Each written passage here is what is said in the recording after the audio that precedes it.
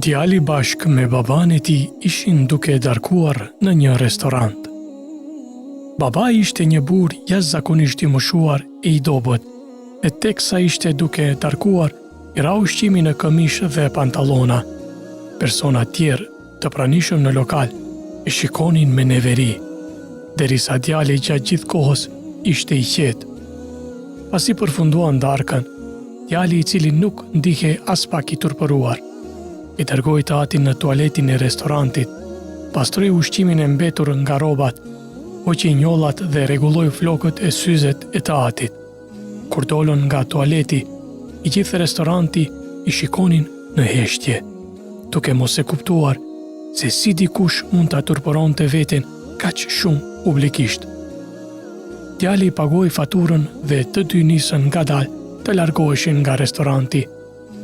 Në atë kohë, një burr i moshuar, i cili ishte duke darkuar, papritur thiri djalin. A nuk mendon se ke lënë diçka pas veti?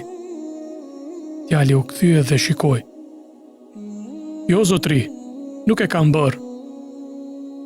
I moshuari ju përgjigj kësaj.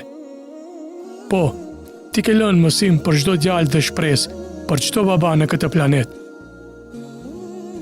Restorant retroi heshtja.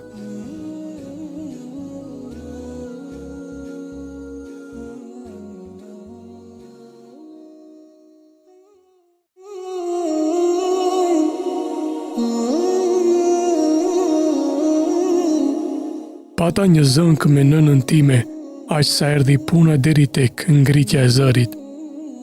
Me që kisha disa fletë në duar, i hodha për tavolinë të punës dhe u drejtova në dhomën time të fjeqjes. E kam këtë shprehi që kur më mundon diç, shkoj dhe mbyllem në të. Të nesërmen, u zgjova herët dhe mora rrugën për në universitet.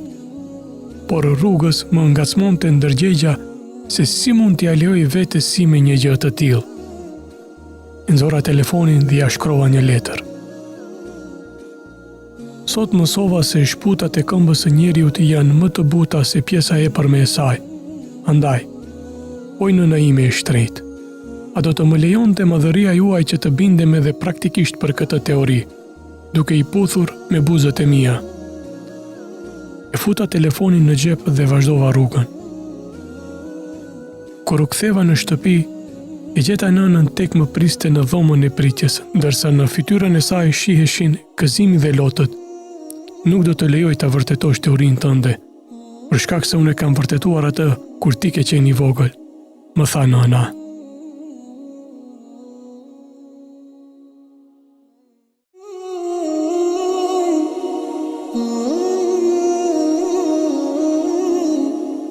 Babai kishte premtuar të birit se ditën e diplomimit do t'i blinte dhuratë një makinë sportive të tipit më të ri.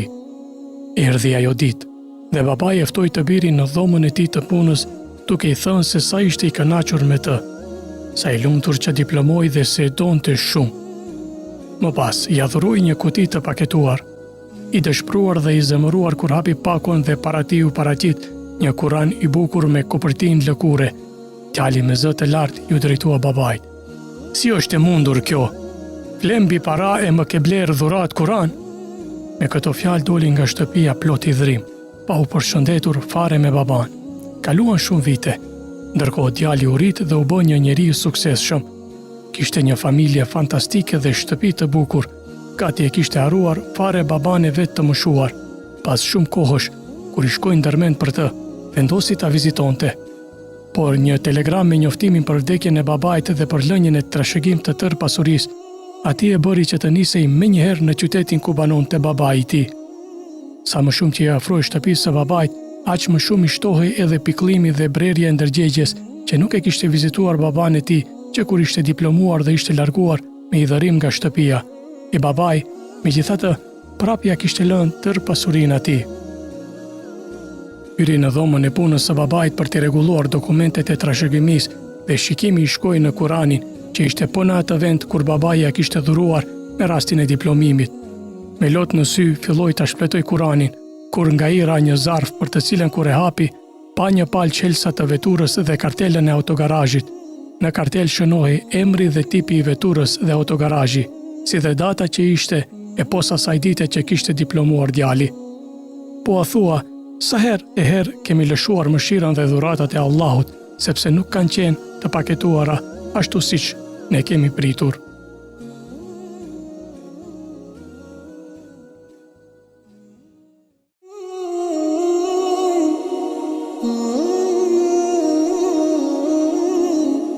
Në kohën e dinastisë Abasite, në Bagdad kishte jetuar një dietar, i cili e çmonte shumë diturin. Një ditë, atë e takon një njeri dhe i thot: "A e di çfarë kam dëgjuar pak më parë për një mik timin?" "Prit një minutë," i thot dietari. "Para se të më thuash, do të lutesha që ti përgjigjesh 3 pyetjeve të mia. Dua të sigurohem se a do kem dobi nga fjalët tuaja apo jo." Pyetja e parë ka të bëjë me vërtetësinë e lajmit. A je absolutisht i sigurt se kjo që dëshiron të më thuash është e vërtet? "Nuk jam aq i sigurt," tha njeriu. "Unë vetëm kam dëgjuar diçka dhe..." "Mjaft më the," i tha dietari. "Pra, ti nuk e di nëse lajmi është i vërtet apo jo." Tani kalojmë në pyetjen e dytë, e cila ka të bëjë me atë nëse ke për të thënë diçka të mirë apo të keqe. A dëshiron të më thuash fjalë të mira apo të këqija për mikun tënd? "Çfarë të mira?" "Përkundrazi," ju përgjigj njeriu.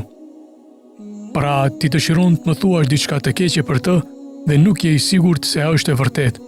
E ke edhe një pyetje tjetër, e cila ka lidhje për dobinë e mundshme. A do të kem dobi unë nga ajo që do të më thuash për mikun tënd?" "Jo." "Pra, pse dëshiron të më thuash diçka që nuk është as e vërtet, as e mirë e as e dobishme?" tha në fund dietari.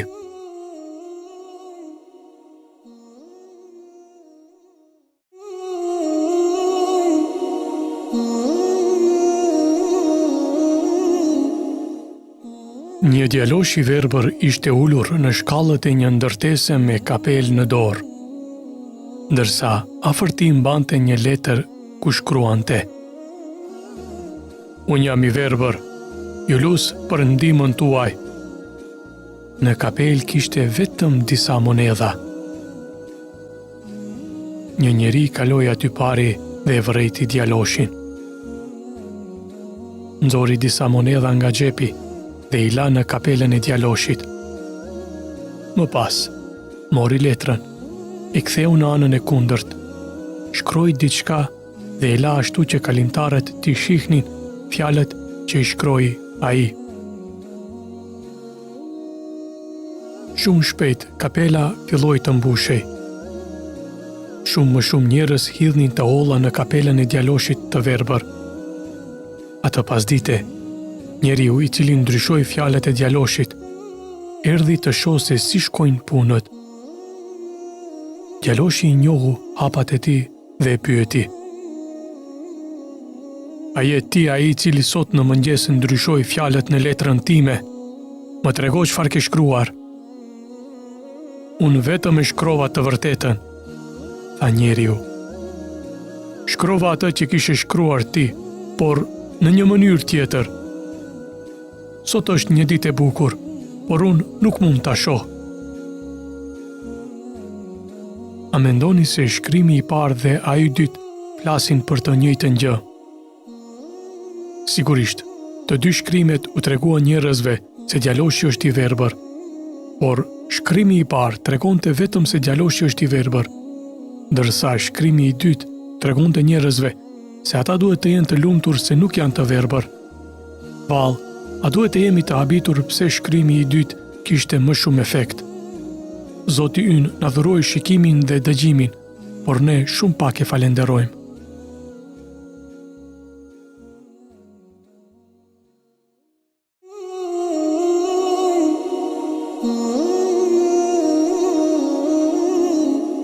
Një mbret kishte një kal të bardhë të cilin e donte shumë. Një ditë u tha vartësve të tij: "Ati që më sjell lajmin e vdekjes së këtij kali të bardhë do t'i fluturoj koka. Prandaj bëni shumë kujdes, sepse këtë kal e dua si sytë e ballit." Një ditë Si çdo gjallëz tjetër edhe Kalit i erdhi koha e vdekjes. Por askush nuk guxonte të lajmëronte mbretin për vdekjen e Kalit. Më në fund, kryen Albani qohet në këmbë dhe vendos të shkojë të lajmëroj mbretin për vdekjen e Kalit. Kryen Albani pasi del në audiencë të mbretit i thot: "Shkëlqesi, Kali juaj i bardh është shtrirë, ka mbyllur syt, është frirë dhe nuk merr frym fare." Mbreti i thot: "Thuaj që Kali ka vdekur." Kryen Albani: "Shkëlqesi, ka vdekur po thoni ju, jo unë." Në këtë mënyrë, kryen Albani shpëtoi veten nga vdekja e sigurt. Duhet të kemi kujdes, sepse mënyra se si flasim ndryshon shumë gjëra.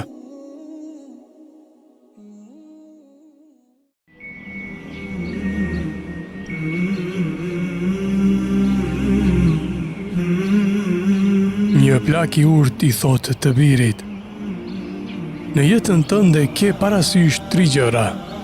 Ha ushqimin më të mirë, fli në shtratin më të mirë, jeto në shtëpit më të bukura." Djali i apriti: "Si mund t'i bëj ato që thua, kur ne jemi të varfër?"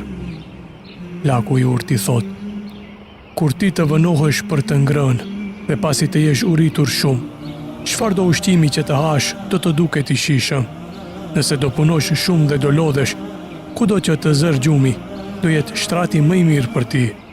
Nëse me njerëzit sillesh mirë, ti do të jetosh në zemrat e tyre dhe nuk ka më mirë se të banosh në zemrat e njerëzve me dashuri."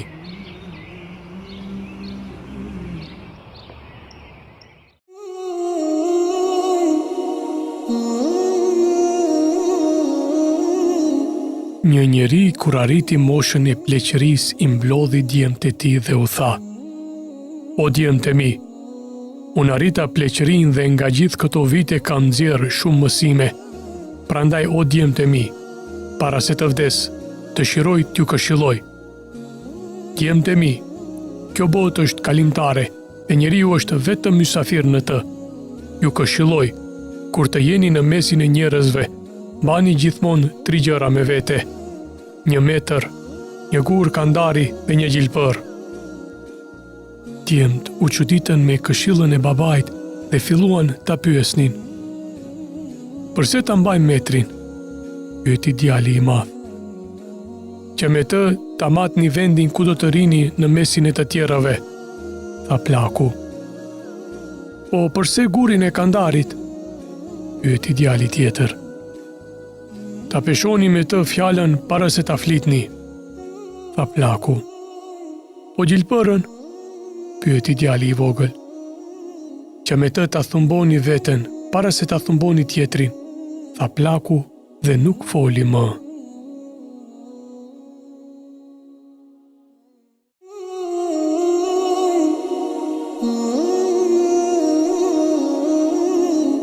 Ishte një njeri varfër, i cili kujdesej për nënën, gruan dhe fëmijët e tij, dhe njëkohësisht punonte si shërbetor tek një pasanik. Ishte i sinqertë në punën e tij dhe atë e kryente me përsosshmëri. Mirëpo, një ditë nga ditët mungoi nga puna e tij. Kjo nuk ishte traditë tek ai. Më herët, asnjëherë nuk mungoi. Patroni i vet në vetvete tha: "Patjetër t'ia jap 1 dinar më tepër që të mos mungon më. Me siguri mungon që t'i shtoj në rrogën e tij, nga se ai e din se kam nevojë për të." Me të vërtetë, kur erdhi të nesërmen, ja dha rrogën dhe i shtoi në të 1 dinar. Punëtori nuk foli gjë dhe nuk e pyeti padronin e vet për rritjen e rrogës. Pas një periudhe, punëtori sërish mungoi. Padroni u zemrua tepër shumë dhe tha: "Do t'ja paksoj 1 dinar nga rroga." Dhe me të vërtet ja paksoi. Punëtori as që foli gjë dhe as që e pyeti se pse ja zvogloi rrogën e tij. Pasaniku u habit nga fakti se pse punëtori i tij nuk reagoi fare dhe e pyeti duke i thënë: "Ta rrita rrogën nuk më pyete gjë, ta zvoglova rrogën dhe nuk fole gjë." Punëtori tha: "Herën e parë kur mungova, Allahu më furnizoi me fëmijë, Kur më shpërbleve me 1 dinar, thash në vete, kjo është risku i fëmijës që erdhi me të. Kur mungova herën e dytë, më vdiq nëna. Kur më paksove nga rroga për 1 dinar, thash në vete, kjo ishte risku i saj dhe shkoj me të. Nuk ka më mirë për një shpirt se sa të jeti kënaqur me atë që adhuroj Allahu dhe të mos varet nga njeriu se a do t'ja shton riskun e tij apo jo.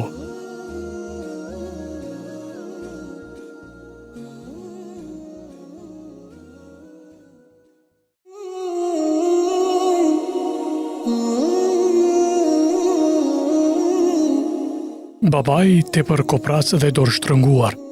Kur e pa vajzën e tij të vogël se si e çonte dëm ngjitsen për ta paketuar një kuti, u qindos dhe e humbi toruan. Ai bërtiti asaj si çmendur.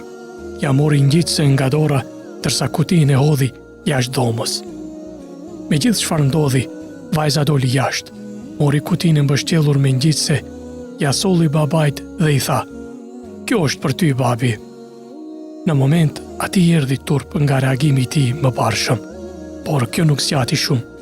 Kur e hapi kutin, e pa se kutia ishte bosh. I nervozuar, me zë të lartë i tha vajzës: "Akoma nuk e di se kur t'i japësh dikujt dhuratë, ajo duhet të ketë diçka, e jo të jetë bosh." E mori kutin dhe e hodhi në mbeturina dhe ul në divan, me fytyrë të mbuluar me duar. Vajza me lot në sy, ju afrua dhe i tha: "Por babi, kutia ishte mbushur për plot me puthje, të cilat i paketova për ty." Këto fjalë e dërmuan baban, i cili e shtrëngoi fort vajzën e tij dhe me lot në sy kërkoi falje, edhe ajo e përqafoi dhe i dha shumë puthje. Babai u ngrit, mori kutinë e hedhur tek mbeturinat, filloi ta pastroi dhe të shtiret sikur po i nxjerr puthjet që vajza e tij kishte paketuar në kuti. Gjë që e bëri vajzën të qeshte me gjithë zemër. Të dy betën të kënaqur atë ditë, me lojrat dhe shakat me njëri tjetrin, që nga ajo ditë, babai u betua se do t'i kushtonte më shumë kohë dhe vëmendje vajzës së tij, dhe ashtu bëri. Sa më shumë vite kalonin, aq më shumë forcohej dashuria mes tyre. Por një ditë një aksident tragjik e shkëputi vajzën e tij nga jeta e përditshme. Thuhet se babai në fjalë e kishte ruajtur kutinë e hartë gjatë gjithë atyre viteve. Pas aksidentit, ai e kishte nxjerr kutinë dhe e mbante gjithmonë mbi tavolinën pranë krevatit të tij. Sa herë që ndihej i dëshpëruar dhe i mërzitur, ai afrohej tek kutia, kujtonte dashurinë e pakushzuar të së bijës dhe rrëmbente ndonjë puthje imagjinare, të cilat e bija ja kishte paketuar që nga ajo ditë e paharuar. Secili prej nesh e ka një kuti të artë të mbushur për plot me dashuri të pakushzuar nga fëmijët, familja dhe miqt. Nuk ka gjë më të shtrejtë që mund të zëtëroj dikush se sa një kuti të tillë. Ne duhet t'i mirëkuptojmë njerëzit përreth, t'ju shprehim dashurinë tonë dhe t'i trajtojmë me dashuri dhe butësi. Atëherë do të kuptojmë sa shumë na duan.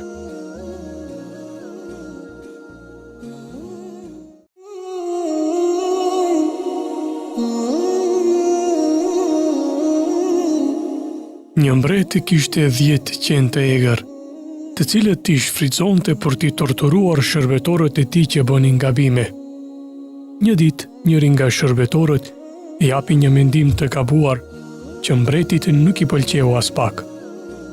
Kështu ai urdhëroi që shërbetori të hidhej te qenë të egër. Shërbetori i friksuar i tha mbretit: "O mbreti im, unë ju kam shërbyer për 10 vite, si mund të më bëni këtë? Ju lutem, më jepni 10 ditë para se të më hidhni te qenë të egër." Mbreti e pranoi lutjen e shërbetorit dhe i dha 10 ditë. Shërbetori nuk humbi kohë dhe shkoi te roja që kujdesej për qenë dhe i tha të lejoj atë që t'i shërbente qenëve për 10 ditët e ardhshme. Roja i hutuar pranoi dhe shërbetori filloi t'i ushqej qenët, t'i pastroi, t'i laj dhe të kujdesej për ata. Kur përfunduan ato 10 ditët, mbreti urdhëroi që shërbetori të ndëshkohej për gabimin e tij dhe të hidhej te qenët. Kur ai u hodh brenda, të gjithë u mahnitën kur panë se si qenë të egër ja lëpinin këmbët e shërbetorit. Mbreti i bezdisur me ato që po shihte tha: "Çfarë u ka ndodhur qenëve të mi?" Shërbetori u përgjigj: "Unë u shërbeva qenëve për vetëm 10 ditë, dhe ata nuk e harruan shërbimin tim, ndërsa juve u kam shërbyer për 10 vite dhe në gabimin tim të parë ju i harruat të gjitha. Mbreti e kuptoi gabimin e tij dhe urdhëroi që shërbetori të lirohej. Mesazhi i këtij tregimi. Disa njerëz i harrojnë gjërat e mira që i bën një person për ta. Sapo ai të bën një gabim ndaj tyre, mos i hidhni gjërat që janë të mbushura me të mira, për shkak të një gabimi që nuk ju pëlqen.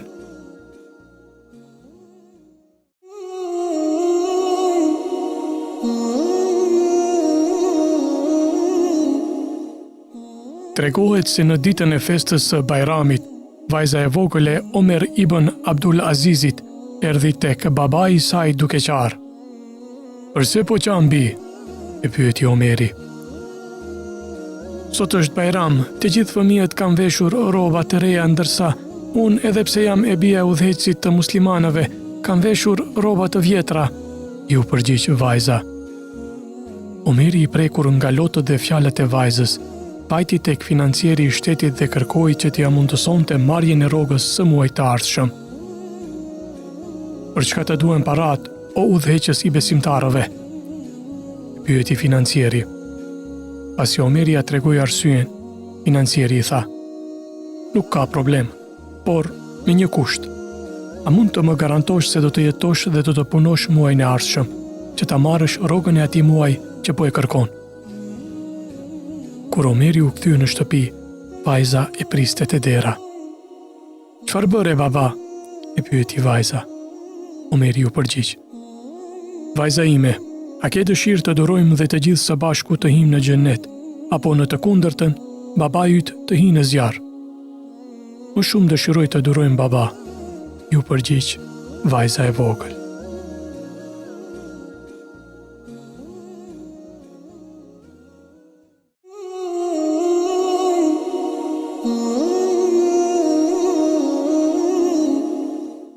Rrugës duke ecur, Milingona pa një copë mjalti.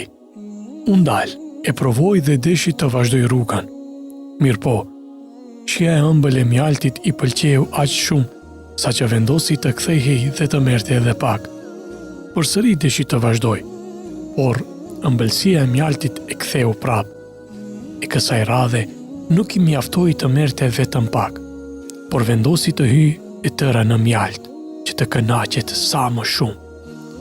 Milingona hyri dhe u kënaq duke shijuar mjaltin, por për fatin e saj të keq, ajo nuk mundi të dalë më nga mjalti, sepse këmbët i u ngjitën dhe më nuk mundi të lëvizte. Mbeti në këtë gjendje derisa ngordhi. Pra, pikërisht, kjo copë mjalti u bë shkaktar për shkatrimin dhe përfundimin e hidhur të Milingonës. Moskënaqja e saj me atë që e ngrëni dhe dëshira e saj për më tepër, ishte arsyeja e përfundimit të saj të dhimbshëm. E njëjtë është edhe gjendja jonë me dynjan. Dynjaja është një copë e madhe mjalti, ka e cila ne shërbehemi. Ati që i mjafton me pak mjalt nga jo copë shpëton, ndërsa ai që futet në të për të kënaqur sa më shumë, shkatrohet. Ju njerëz, dijeni se jeta e kësaj bote nuk është tjetër vetëm se lojë, kalim kohe në argëtim, stoli, krenari mes jush dhe përpjekje në shtimin e pasurisë dhe të fëmijëve, e që është si shembull i një shiu prej të cilit bima i habit bujqit, e pastaj ajo thahet dhe e sheh atë të verdh, mandej bëhet e thyer, e llomitur, e në botën tjetër është dënimi i rënd, por edhe falje mëkatesh dhe dhurimi kënaqësisë nga Allahu. Pra, jeta e kësaj bote nuk është tjetër vetëm se përjetim mashtrues.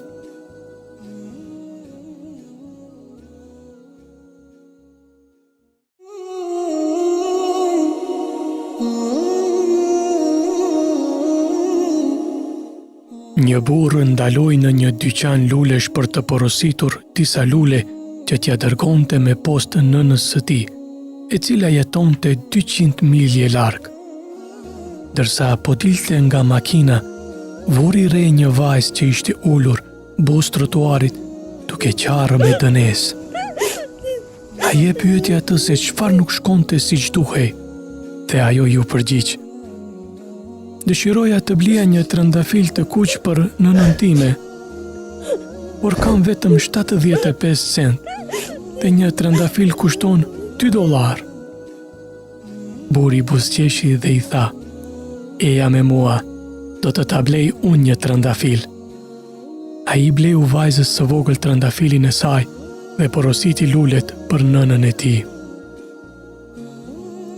Teksa po largoheshin, ai ofroi vajzës ta shoqëronte deri në shtëpi. Ajo i tha: po të lutem, mund të më dërgosh te nëna ime. Ajo e drejtoi burin deri te varrezat, ku vendosi trëndafilin e saj në një varr të gërmuar kohët e fundit. Buri u kthye në dyqanin e luleve, anuloi dërgimin me postë, zgjodhi një buqet të madh dhe udhëtoi 200 milje deri në shtëpinë e nënës së tij.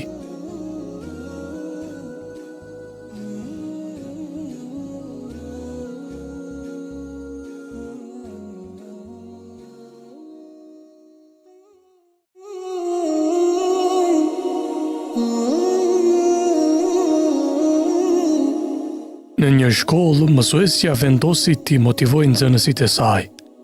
Ajo dha atyre një ese me një temë që secili mund ta zgjidhte vetë. Dhe fituesi do të merrte një dhuratë, një palë çizme. Çizmet i vendosin mbi bank duke i motivuar, kështu edhe më shumë fëmijët. Pas një ore, mbaruan eset dhe i dorëzuan tek mësuesja.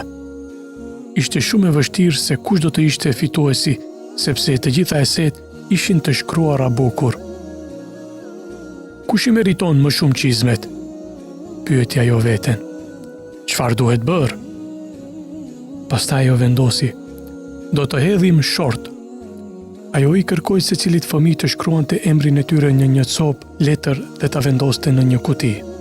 Pasi përziu letrat, mësuesja nxori fituese vajzën me emrin Vafa. Të gjithë fëmijët duar trokitën dhe përshëndetën Vafan. Ajo qau nga lumturia duke përqafuar çizmet e saj.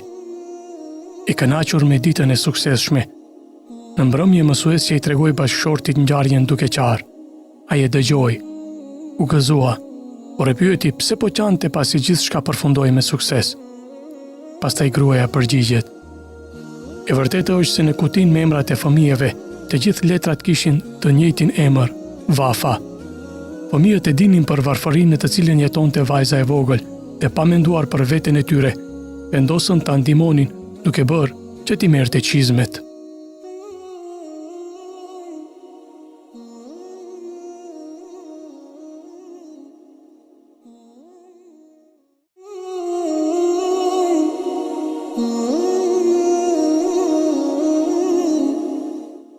Buri i tha gruas së tij: po më mungojnë prindrit e mi, vëllezërit e mi dhe fëmijët e tyre.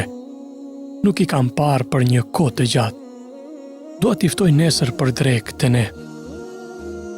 Gruaja pa vullnet i tha: inshallah. Të nesërmen në mëngjes buri shkoi në punë, por u kthye në shtëpi diçka më herët se zakonisht. Dhe ai i tha gruas së tij: prindrit e mi do të vinë për një orë, ku është ushqimi? Ajo u përgjigj: jo, unë nuk kam përgatitur asgjë, sepse ata janë prindrit e tu, nuk janë të huaj dhe mund të hanë atë që ka në shtëpi. Buri me atë rast i tha: Allahu të falt, pse nuk the dje se nuk do të përgatitësh asgjë, kurse tash ata për një orë do të jenë këtu. Gruaja tha: thiri ata, kërkoju falje dhe thuaju që të mos vinë. Ata nuk janë të huaj, por janë prindrit e tu. Buri doli nga shtëpia i pikëlluar dhe i menduar. Pas një kohë të shkurtër, zingëroi zilja në derën e hyrjes së shtëpisë. Gruaja e hapi derën dhe u habit kur i pa prindërit e saj, vëllezërit e saj dhe fëmijët e tyre. Babai i saj e pyeti: ku është buri yt? Ajo u përgjigj: ai doli pak më parë. Babai i saj u shpreh i irrituar. Por burri yt dje na ftoi neve për drek, kurse tani ai nuk është këtu. Gruaja u nervozoa, i thiri burrin dhe e pyeti me zemërim. Se ti nuk më the që i ke thirrur prindrit e mi për drek? Ai u përgjigj me një ton të qetë. Prindrit e mi janë prindrit e tu, dhe prindrit e tu janë prindrit e mi. Për mua nuk ka dallim mes tyre. Gruaja ndërpreu me inat. Të lutem, shko në ndonjë restorant luksos dhe sillu ushqimin më të mirë, sepse në shtëpi nuk ka asgjë që mund t'ju ofroj atyre. Burri u përgjigj i relaksuar. Unë tani jam shumë larg nga shtëpia. Ata janë prindrit e tu, nuk janë të huaj. Mund t'ju ofrosh atë që ke menduar t'u japësh prindërve të mi për drek.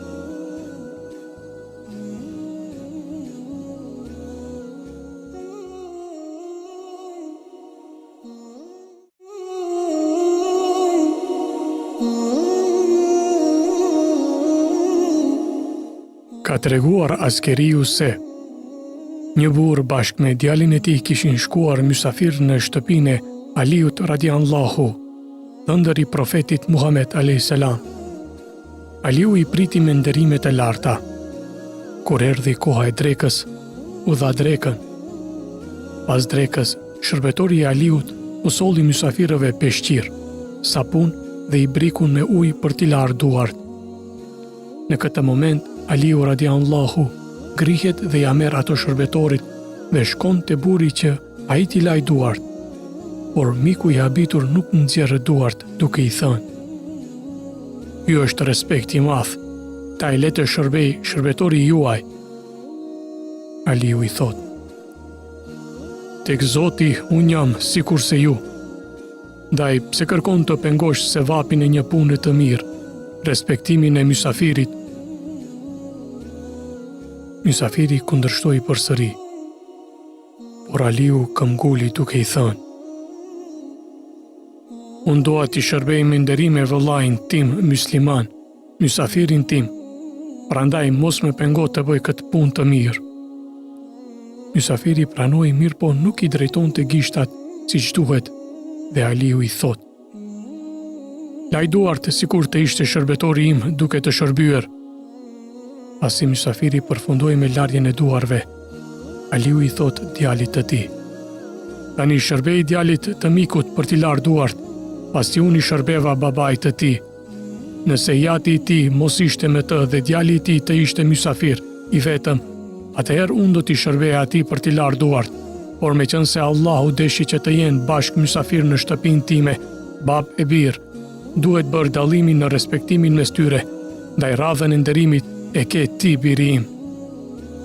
Kështu djali i Aliut radiallahu zbatoi atë që i tha babai i tij. Urtësia e këtij tregimi është: i Zoti i shtëpisë duhet të ditë të nderoj e respektoj mysafirin, dhe muslimani i vërtet duhet të jetë kështu.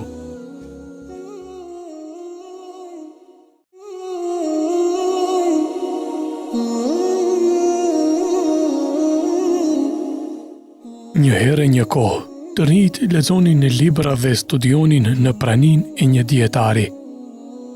Një ditë, njëri prej të rinjve shkoi pranë dietarit dhe i tha: "I nderuar mësues, nuk do të vazhdoj më me studimet. Unë jetoj në një shtëpi të vogël me vëllezërit, nënën dhe baban. Për të mësuar kam nevojë që të kem qetësi për të përqendruar, por kushtet e mia nuk janë as pak të favorshme për këtë gjë." Dietari fillimisht nuk tha asgjë. Më pas tregoi diellin dhe i kërkoi djalit që të mbulonte fytyrën për të mos shikuar dritën e tij. Djali i ri bëri ashtu si u tha. Dietari i tha: "Duart tua janë të vogla, por mjaftojnë që të ndalosh energjinë, dritën dhe madhështinë e këtij dielli të stërmadh. Në të njëjtën mënyrë, edhe pengesat e vogla të jetës të ndalojnë përparimin moral e shpirtëror. Ashtu si dora e ndal dritën e diellit të depërtoj tek ti, ashtu edhe mungesa e përpjekjeve të tua ndalon ndriçimin e zemrës tënde. Për këtë arsye, mos i akuzo të tjerët dhe mos u ahidh fajin për dembelizmin dhe mungesën e përpjekjeve tua.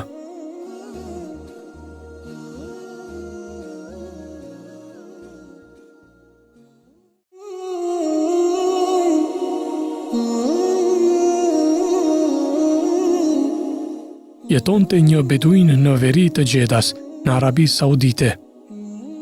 Ai posedonte një tokë të madhe, pronë e trashëguar. Kur qyteti nisi të zgjerohej, projektet mbërritën deri në kufit e pronës së tij. Kështu beduini vendosi ta shiste pronën. Ju drejtua një agjencie, pronarët e së cilës ishin shumë të djallëzuar. Ja blen për çerekun e vlerës reale. Mbi atë pronë nisën të ndërtonin një godinë të lartë. Ishin 3 ortak. I pari i tyre u rrëzua nga lartësitë e ndërtesës vdiq. I dyti vdiq i shkelur nga një makinë në një aksident të dhimbshëm. I treti e kuptoi se vdekja e 2 ortakëve të tij ka lidhje me mashtrimin ndaj beduinit, prandaj vendosi ta kërkonte. Pas 6 muajsh kërkim, e gjeti zotrin dhe i dha edhe 3 çerekët e shumës nga vlera reale e pronës së tij. Beduini i tha një fjalë.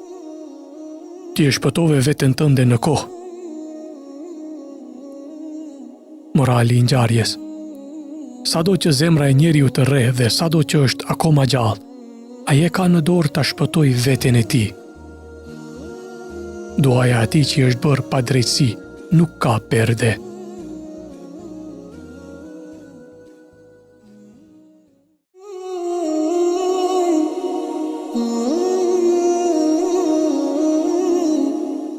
Nderuari Abdullah bin Gjaferi Tajar, i cili ishte shumë i pasur dhe shumë zemërmirë.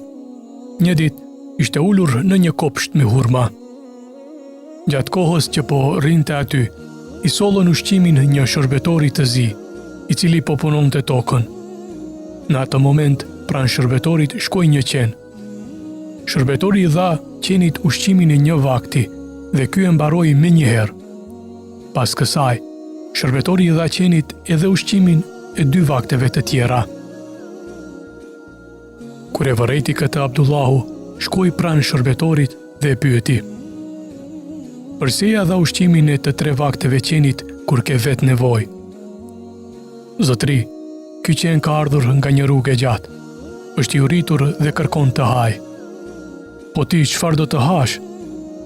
Do të ri i uritur dhe do të bëj durim. Abdullahu u prek shumë nga ajo që pa dhe tha. Populli më di mua për zemër mirë, por ky është më zemër mirë se unë. Bleu kopshtin me hurma bashkë me shërbetorin nga i Zoti. Shërbetorin e la të lirë dhe i fali kopshtin e hurmave me që kishte brenda. I thanë Abdullahut, ti tani u bëre më zemër mirë se ai. Për fat të keq nuk është ashtu.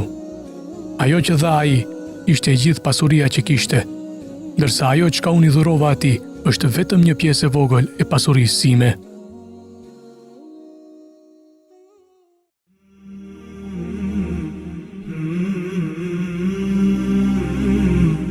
Pas përfundimit të betejës, ushtari i drejtohet komandantit të vet duke i thënë: Miku im nuk u kthye nga beteja.